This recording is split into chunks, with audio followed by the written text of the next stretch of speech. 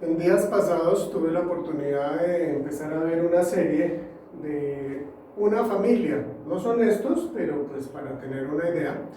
Es una familia que está conformada por su papá, su mamá y sus dos hijos, que ya son jovencitos. La chica es la mayor. Y en esta serie entonces la chica comienza una nueva empresa con su novio. La mamá se da cuenta que su hija está distrayéndose mucho con este nuevo proyecto y está descuidando sus estudios. Entonces la mamá le dice que debe de más bien descuidar su nuevo trabajo y preocuparse más por sus estudios. A esto ella le responde, la hija le responde, bueno mamá, pero ¿para qué una persona estudia? Para conseguir un título, ¿cierto? ¿Y para qué queremos un título? Para conseguir un buen trabajo. ¿Y para qué queremos un buen trabajo? Para conseguir dinero y hacernos millonarios. Así que tranquila mamá, déjame, yo lo que estoy haciendo es ganando tiempo. Este es un concepto hoy en día bastante generalizado, lamentablemente, pero nos muestra, es un reflejo real de la situación que nuestra sociedad actualmente está viviendo. Nos hemos olvidado que, por ejemplo, el trabajo dignifica, que el trabajo nos da un valor como seres humanos, como personas, porque no simplemente buscamos ganar dinero, sino aportarle al medio donde estamos, a la sociedad, al país, al mundo. No es simplemente hacernos millonarios, pero pues esto muestra cómo la obsesión hoy en día por el dinero, la obsesión por lo material, hoy es algo muy común y muy generalizado. Así que, si nos damos cuenta, este es un tema que a todos nos toca. Jesús no fue ajeno a este tema. Qué bueno, Él en sus enseñanzas tocó este tema del dinero, de las riquezas, muchas veces. Y si pudiéramos nosotros resumir en una sola palabra, la enseñanza central sobre este tema era cuidado. Por eso hoy el tema que vamos a tratar lleva como título mucho cuidado. Mucho cuidado era entonces algo que Jesús quiso enseñarles a las personas que escuchaban su mensaje y desde luego también a nosotros. ¿Por qué? Porque Él sabía que es algo que toca, que afecta a los seres humanos de una manera que muchas veces no somos conscientes. Vamos entonces a esta primera parte de este texto de Lucas 12, 13 al 21 y vamos a leer únicamente estos primeros 3 versículos. Dice que uno entre la multitud le pidió: Maestro, dile a mi hermano que comparta la herencia conmigo. Hombre, respondió Jesús, ¿quién me nombró a mí juez o árbitro entre ustedes?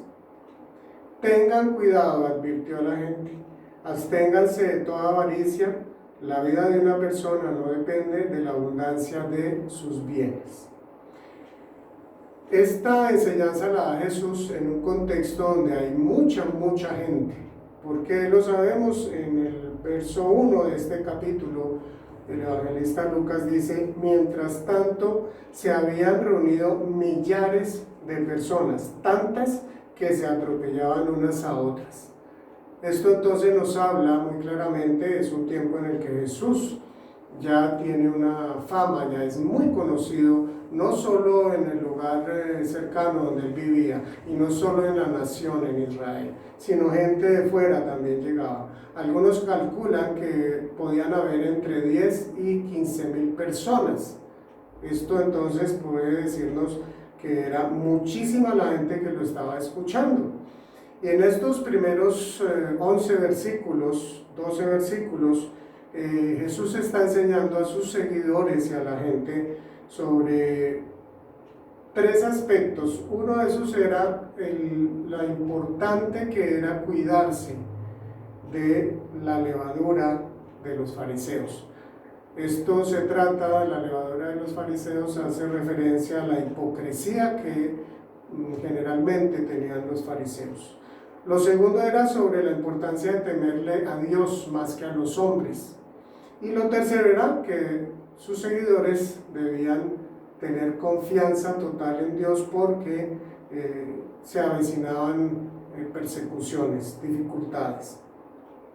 Y es en este momento en que aparece entonces un despistado, podemos decirlo. Un despistado porque esta persona, este hombre, aparece aquí, como dice el verso 13, uno entre la multitud le pidió: maestro, dile a mi hermano que comparta la herencia conmigo. ¿Qué tenía esto que ver con lo que Jesús estaba enseñando?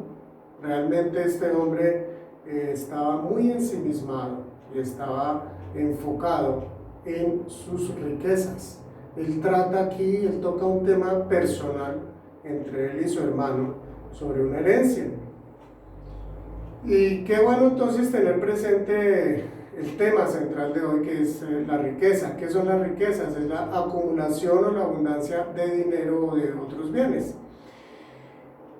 Encontramos entonces en esta situación una de las cosas que ocasiona las riquezas. Cuando nos centramos, cuando un ser humano se centra en las riquezas, cuando las riquezas se vuelven lo más importante en su vida, pierde entonces un poco la realidad, se desenfoca realmente de lo que es importante.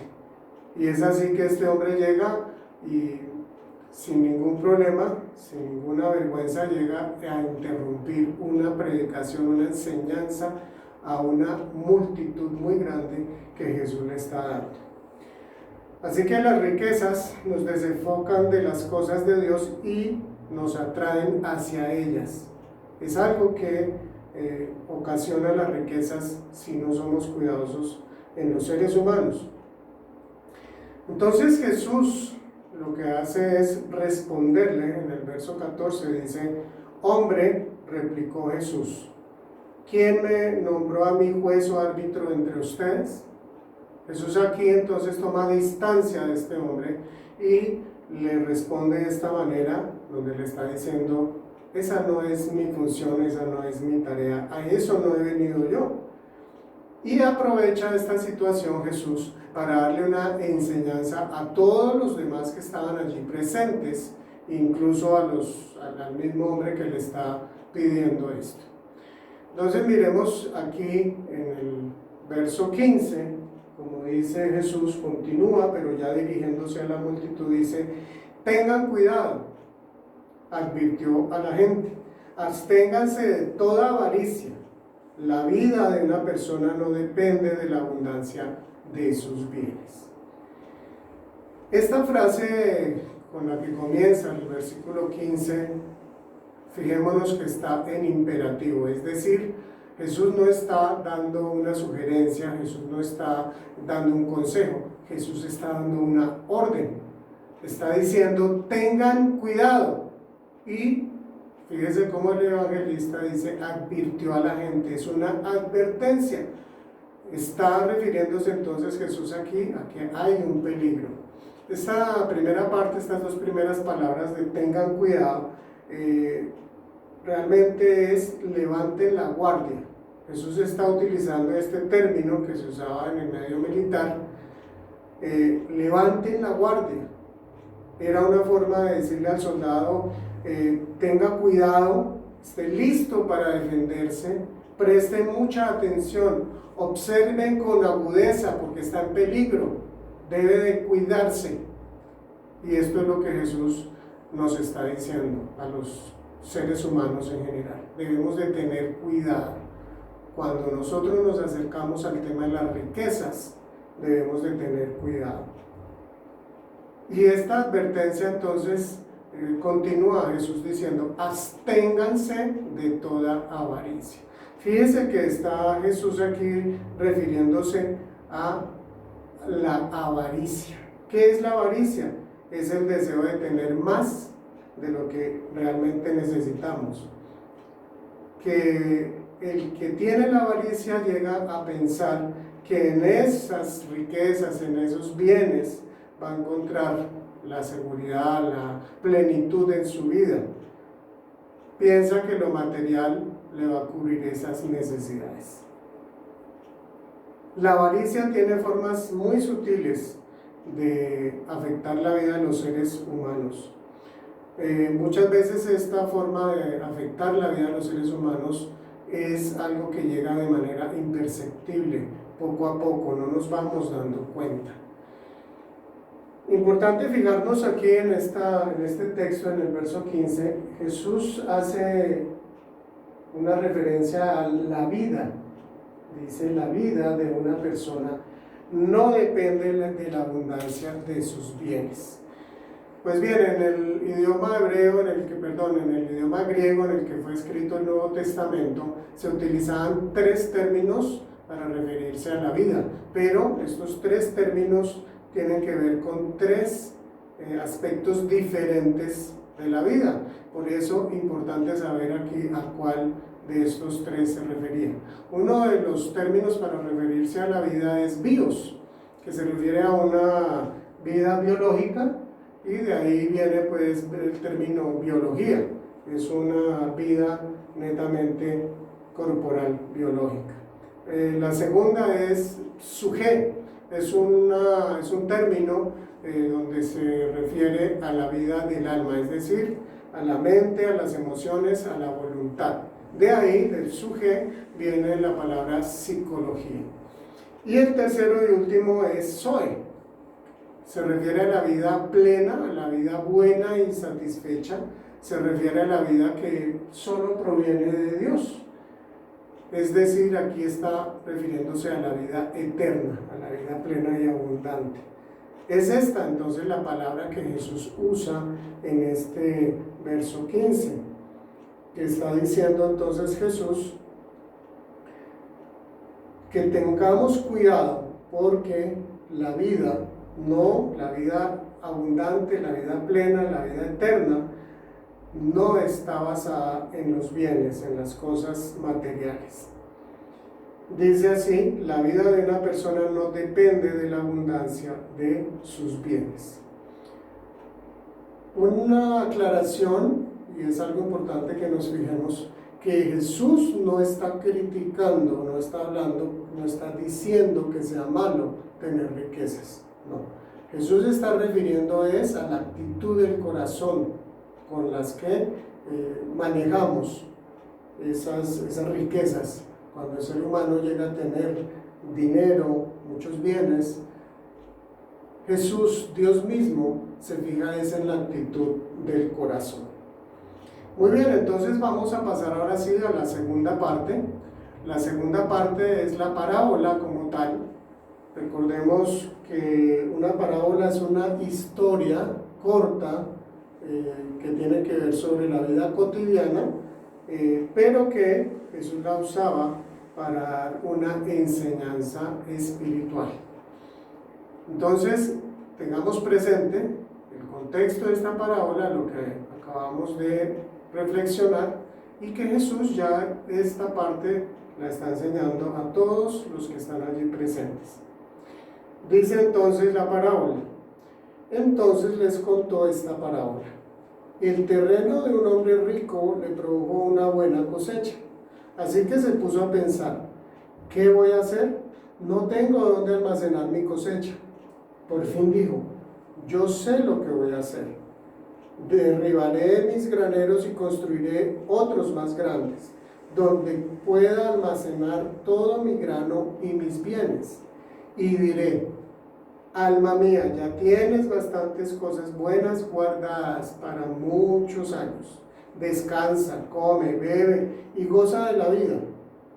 Pero Dios le dijo, necio, esta misma noche te van a reclamar tu vida. ¿Y quién se quedará con lo que has acumulado? Así le sucede al que acumula riquezas para sí mismo en vez de ser rico delante de Dios.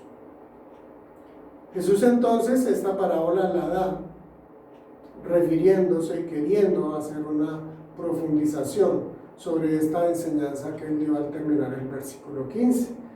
¿Cuál es la enseñanza? Dice Jesús, la vida de una persona no depende de la abundancia de sus bienes. Es entonces el resumen que Jesús da con respecto a la situación que está planteando este hombre insensato. Donde podemos ver entonces que el hombre insensato había acumulado riquezas, esos tesoros que el hombre tenía realmente estaban ocupando su corazón.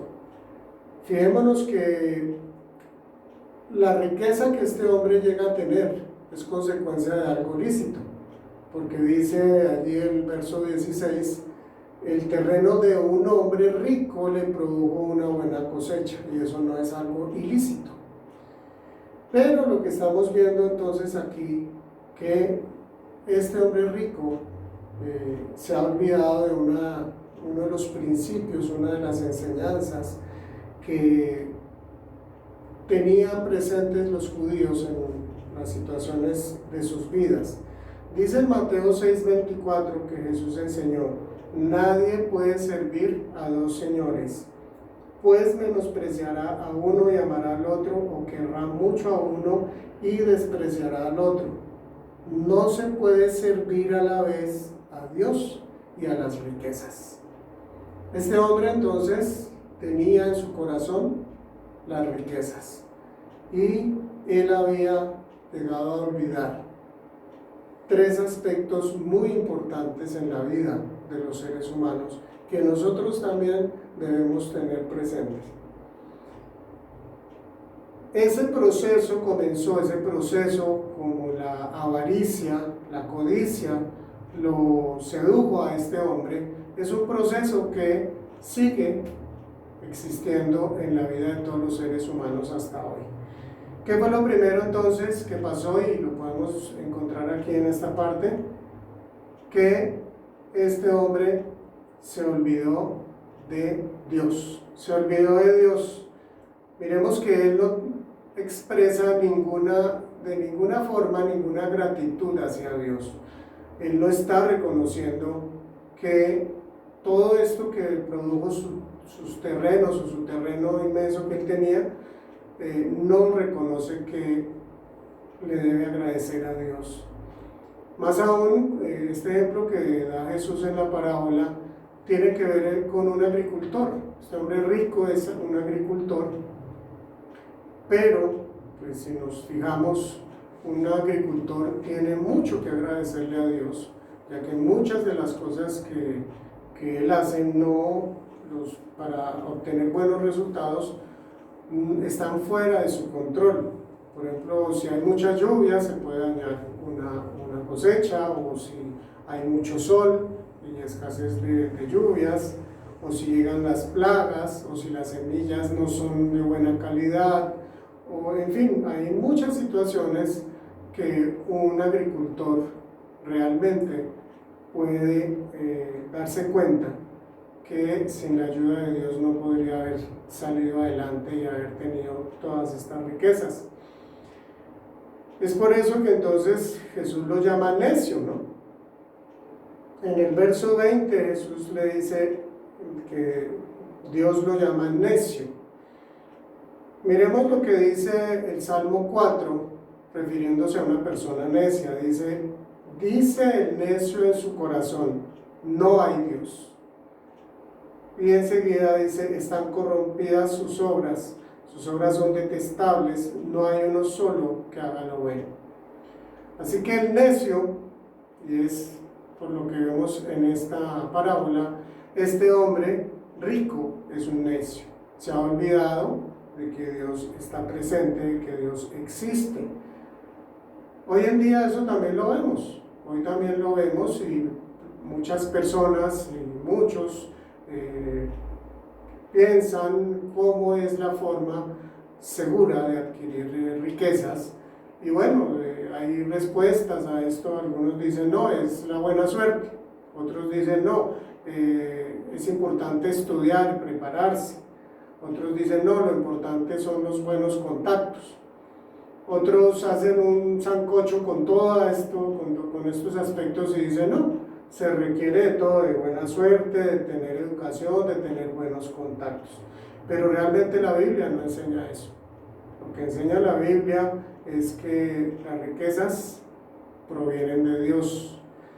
Miren lo que dice Deuteronomio 8, 17 y 18. A través de Moisés, Dios le enseña al pueblo de Israel y nos enseña también a nosotros. Dice así: no se te ocurra pensar, esta riqueza es fruto de mi poder y de la fuerza de mis manos. Recuerda que el Señor tu Dios, porque es Él quien te da el poder para producir esa riqueza. Recuerda al Señor tu Dios, porque es Él quien te da el poder. Dios es entonces quien nos puede dar las capacidades para llegar a tener riquezas. En 1 Corintios 4:8 el apóstol Pablo le dice a los de Corinto, les dice: ¿qué tienes tú que no hayas recibido? Y si lo recibiste, ¿por qué presumes como si no te lo hubieran dado? Así que debemos de desarrollar una actitud hacia la riqueza y hacia el dinero, donde podamos nosotros ser conscientes realmente de dónde provienen y ser conscientes que las cosas que tenemos, todas las hemos recibido. Por lo tanto, no debemos enorgullecernos y presumir de ellas. La riqueza viene a ser realmente una prueba para el corazón del ser humano. El sabio en Proverbios 30 dice así, Agur, el sabio escribe lo siguiente en el capítulo 30, versos 8 y 9, y le dice a Dios: no me des pobreza ni riquezas, sino solo el pan de cada día, porque teniendo mucho podría desconocerte y decir: ¿y quién es el Señor? Y teniendo poco podría llegar a robar y deshonrar así el nombre de mi Dios. Este sabio conoce muy bien la realidad del ser humano, y esto es fácil encontrarlo, incluso es fácil vivirlo en nuestra propia vida. Si tenemos abundancia, entonces nos enorgullecemos, nos consideramos autosuficientes y nos olvidamos de Dios. Pero si llegamos al otro extremo, entonces renegamos de Dios. Pensamos que Dios no existe, incluso se puede llegar hasta ese extremo. Entonces, fijémonos que lo primero que logró la avaricia en este personaje de la parábola es que se olvidó de Dios. Lo segundo, podemos darnos cuenta que él se olvidó de su prójimo. Miren lo que dice ahí entonces, a partir del verso 16, dice: el terreno de un hombre rico le produjo una buena cosecha, así que se puso a pensar: ¿qué voy a hacer? No tengo dónde almacenar mi cosecha. Y por fin dijo: ya sé lo que voy a hacer, derribaré mis graneros y construiré otros más grandes, donde pueda almacenar todo mi grano y mis bienes. Y diré: alma mía, ya tienes bastantes cosas buenas guardadas para muchos años. Descansa, come, bebe y goza de la vida. Este hombre entonces, aparte de olvidarse de Dios, también se olvidó de su prójimo, de la gente que le rodea. Él, en forma egocéntrica, aquí en estos dos versículos, en el versículo 17 y 18, usa 4.000, y en el 19 habla sobre alma mía. Es entonces una persona egocéntrica, y él cree que, pues teniendo todas estas riquezas, ya está listo para descansar, para disfrutar el fruto de su trabajo. Y esta avaricia entonces nos va seduciendo para que lleguemos a enfocarnos en nosotros, solamente en nosotros. Se nos olvida entonces el prójimo, las necesidades que pueda tener el prójimo que está a mi alrededor, y me llega a llevar a una insensibilidad sobre la necesidad de los que me rodean. Y pienso: yo soy el único que ha logrado esto. Yo solito, yo soy muy inteligente, muy capaz, soy muy astuto y por lo tanto el resultado, el fruto de ese trabajo y de esas riquezas son solamente para mí. Lo tercero y último que este hombre ha olvidado, lo podemos ver en el verso 19 y leyendo también el 20, que él se ha olvidado de la muerte. ¿Por qué? Dice así, el 19, y diré, alma mía, ya tienes bastantes cosas buenas guardadas para muchos años, descansa, come, bebe y goza de la vida. Él pensaba que eso era todo. Pero mire lo que le dice Dios en el 20, pero Dios le dijo, necio, esta misma noche te van a reclamar la vida, ¿y quién se quedará con lo que has acumulado? Podemos decir, este hombre es un hombre de éxito, que logró tener tanto que ya ni siquiera las bodegas que él tenía eran suficientes para guardar lo que había logrado. Ahora, ¿cuál es la solución que le da? Voy a tumbar esos graneros y voy a construir unos más grandes y voy entonces a guardar ahí. Y ahí sí, de ahí para allá, a disfrutar, se dijo. Esta situación es algo que muestra que él no tenía en sus cuentas la muerte. Esa palabra que usa Dios cuando ya le habla a él, esa palabra necio, significa que es un ignorante, que es una persona tonta, que es un insensato, que es un hombre falto de sentido común. Eso es lo que quiere entonces decirle Dios a este hombre cuando le llama necio. Así que tengamos presente, no es sabio, no es prudente olvidarnos de la muerte. La muerte forma parte de la vida. Es prudente entonces pensar en ella, reflexionar sobre la muerte. ¿Por qué? Porque la muerte nos dice, cuidado, tienes un tiempo límite. Cuidado, no puedes vivir de cualquier manera. ¿Por qué? Porque cuando yo llegue, tienes que ir a la presencia de Dios y vas a tener que responder a su juicio. Tienes que darle cuentas a Dios. Hoy en día nuestra cultura en general está muy permeada por el concepto hacia la muerte, como que es algo que nos debe dar miedo, es algo tenebroso, es algo que mejor no pensemos en eso. Y no, realmente la Biblia nos enseña que es importante tener presente que existe esa realidad en la vida de todo ser humano, todos los seres humanos. La muerte entonces forma parte de mi vida y es importante tenerla presente porque me va a ayudar a enfocar mejor la realidad de mi vida. ¿Qué es lo que estoy haciendo? ¿Qué decisiones estoy tomando? ¿Son realmente las apropiadas? Si nosotros tenemos presente que la muerte va a llegar un día, seguramente vamos a invertir mejor nuestros días, vamos a buscar tomar mejores decisiones, vamos a buscar tener nuestras relaciones de una forma mejor, con mayor amor, vamos a perdonar más rápido seguramente, porque no vale la pena desperdiciar los años que tenemos, que son pocos. El promedio de vida del ser humano hoy en día está por los 75 años. Y si nosotros pensamos que el ser humano duerme una tercera parte del día, ¿cierto? El día tiene 24 horas, si lo dividimos en 3, ahí tenemos 8 horas.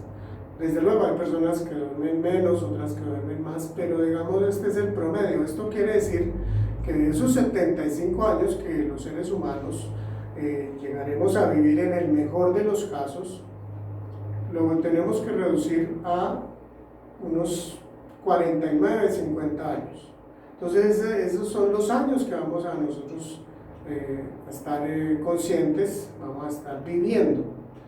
Entonces la vida es un tiempo realmente corto, nos tenemos que ir, esa es la realidad que nos enseña la muerte. No vivas de tal manera como si nunca te fueras a ir de aquí. Por eso es importante tener presente la realidad de la muerte en nuestra vida. Jesús le dice a este hombre, te van a reclamar la vida esta noche. ¿Quién es el que decide eso? Dios. Este hombre está haciendo planes de todo lo que va a hacer con sus riquezas, porque es que esta cosecha que acaba de tener es algo sorprendente, maravilloso, y entonces, ¿no será que esto también nos pasa muy seguido a los seres humanos? Donde la muerte no forma parte de nuestra vida, donde es preferible ni siquiera nombremos la muerte. No es considerar la muerte pues para tener una actitud un poco o muy pesimista, ¿no? Es para buscar un enfoque apropiado de la vida, de lo que es la vida, de mi responsabilidad en la vida, de cómo me divierto, de cómo trabajo, de cómo vivo, de cómo comparto con mi familia, con mis amigos, qué les aporto. Yo estoy viviendo mi vida realmente para aportarle a los demás lo mejor que yo puedo. Yo creo que esta sería una de las cosas que cambiaría si tuviéramos más presente la realidad de la muerte en la vida del ser humano. Dios viene a ser nuestro modelo. ¿Nuestro modelo en qué sentido? Fijémonos que Dios ha sido un Dios amoroso y muy generoso desde el momento en que creó el universo. Él creó el mundo, el planeta Tierra, con mucha abundancia. Tanta que realmente todas las generaciones de seres humanos han llegado a vivir, han llegado a tener la forma de adquirir los recursos necesarios. Por muchas generaciones, miles, millones de seres humanos. Esto demuestra que la pobreza no es el resultado de escasez de recursos. La pobreza tiene otras raíces. La riqueza tiene más que ver con una mala distribución de los recursos, de las mismas riquezas que Dios le dio al planeta.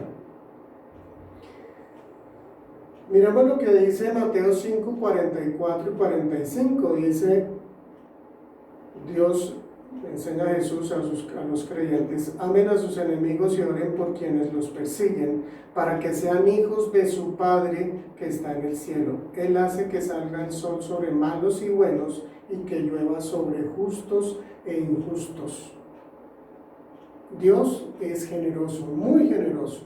Y este texto nos dice que Él es tan generoso, Él no solamente está pensando en proveerle a los que consideremos nosotros buenos, sino a todos, tanto buenos como malos.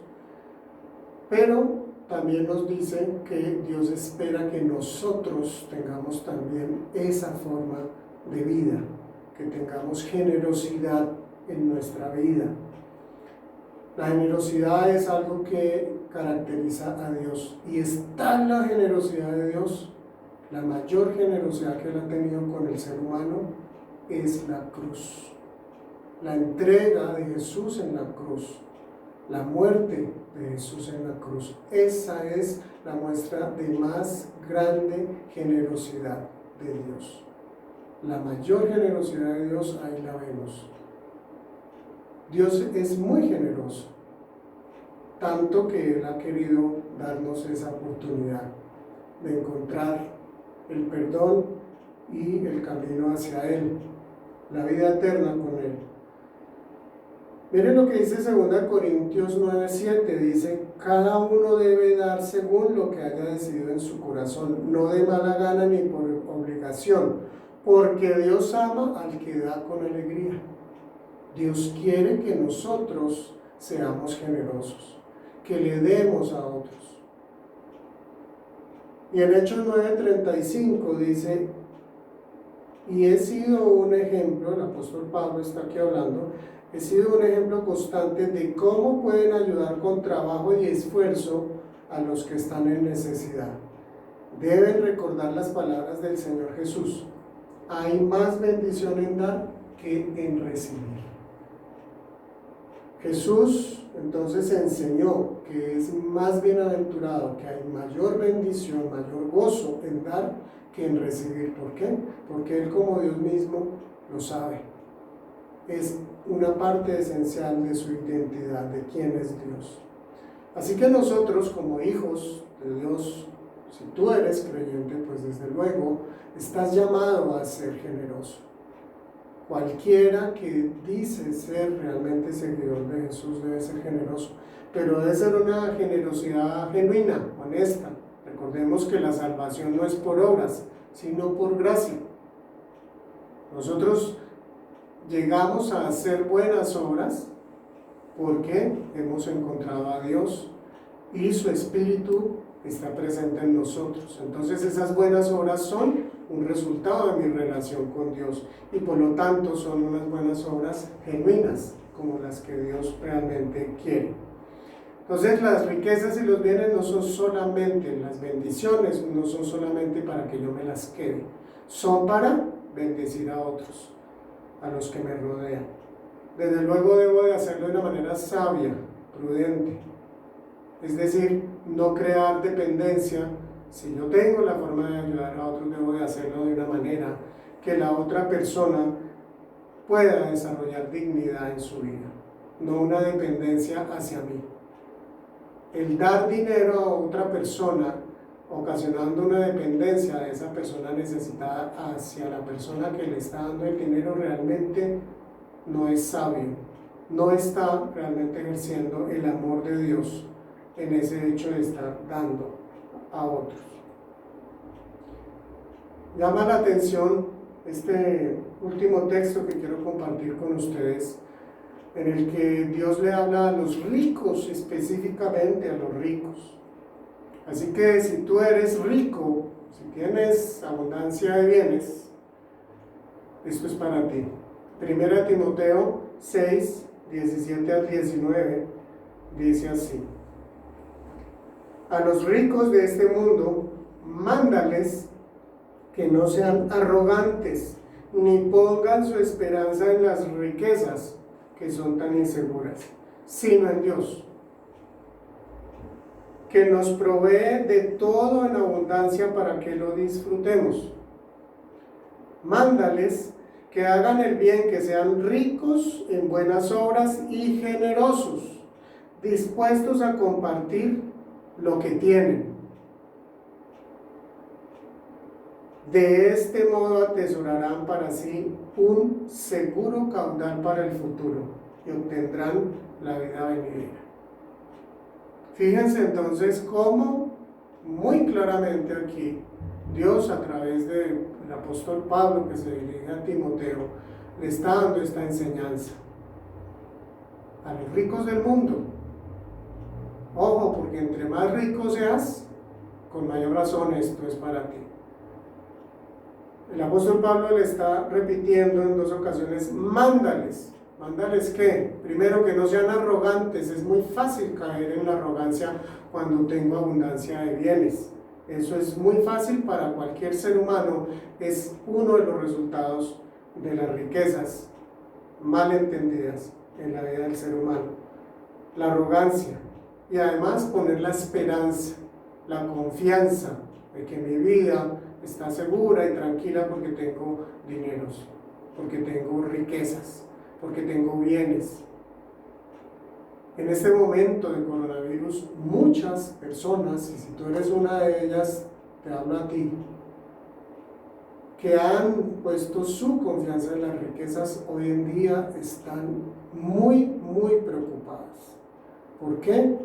Porque muchos de los ricos, de los empresarios, hicieron inversiones en un momento en que no se esperaba venir esto que se está viviendo.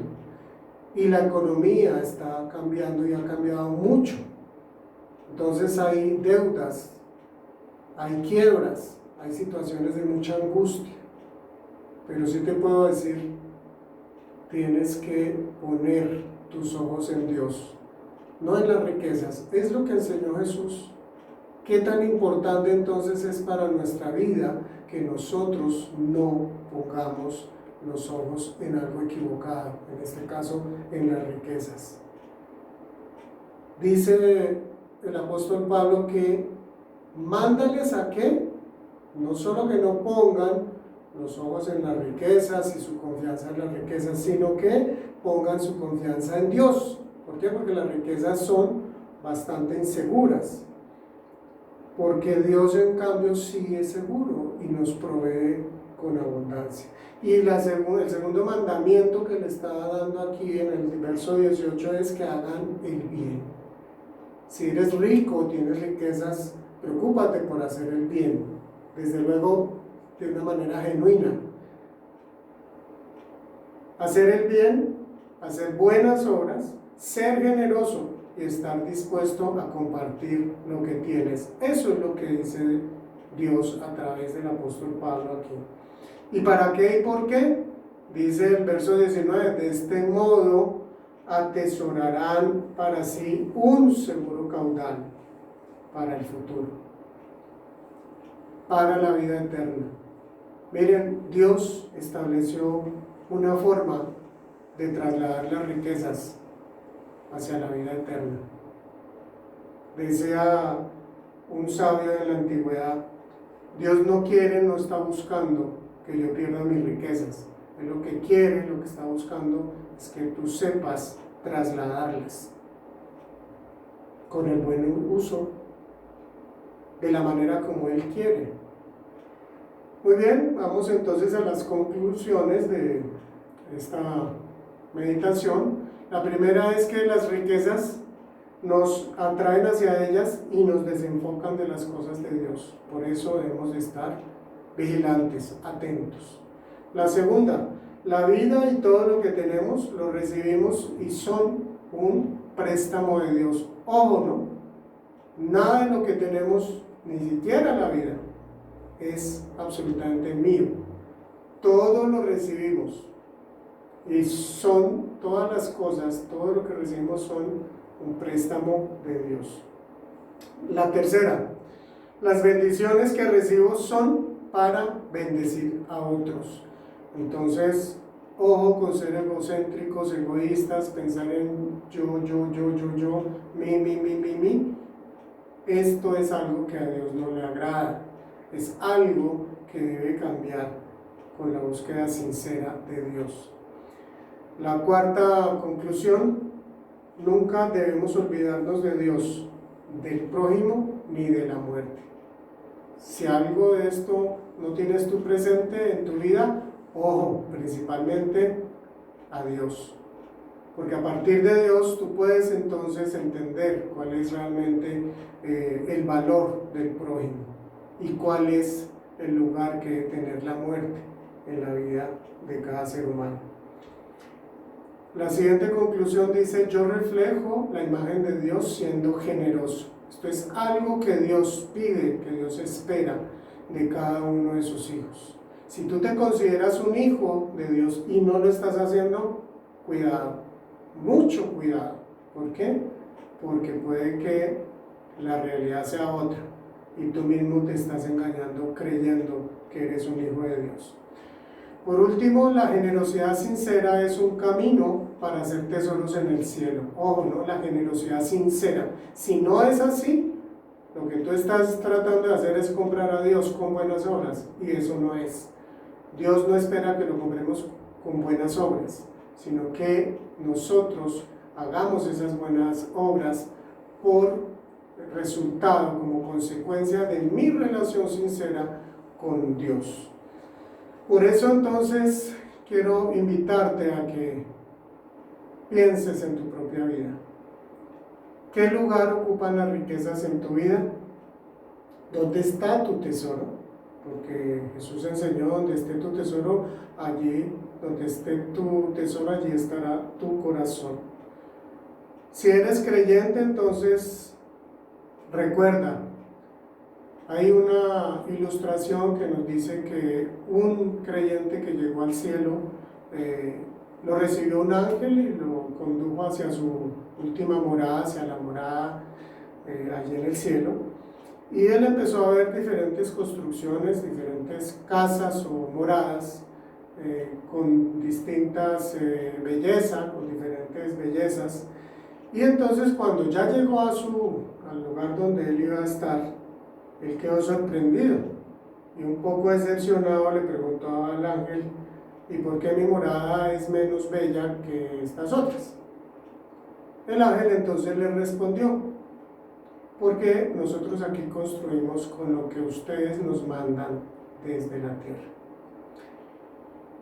Esto desde luego es una ilustración que nos ayuda simplemente a entender la importancia de las riquezas en el mundo, en la vida del ser humano, cómo las podemos enfocar hacia la eternidad.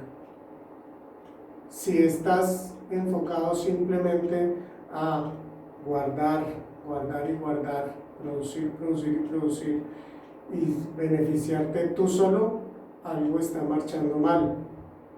Pero si tú no eres aún creyente y estás inquieto, estás preguntándote sobre qué debes de hacer, pues lo primero es reconocer que tu vida ha tenido un enfoque equivocado, reconocer que es necesario que redirecciones tu propia vida. Lo primero entonces es ese reconocer, lo segundo es el arrepentimiento, de forma sincera pedirle a Dios el perdón que Él nos lo da a través de su Hijo Jesucristo. Aceptando a Cristo como Jesús y Salvador, entonces vas a encontrar esa relación cercana con Dios. Dios te va a dar su Espíritu Santo, esa nueva vida, esa vida Zoe de la que hablábamos. Y así entonces busca reunirte con personas también que sinceramente le han entregado su vida al Señor, creyentes, honestos, sinceros, y empieza a crecer en esa relación con esas personas, con tus hermanos, con Dios mismo. Y por último, busca profundizar en la Biblia, estúdiala, dedica tiempo a conocer a Dios a través de la Biblia. El Señor te bendiga y te guíe para hacer el uso apropiado y correcto de las riquezas y de tu propia vida. Amén.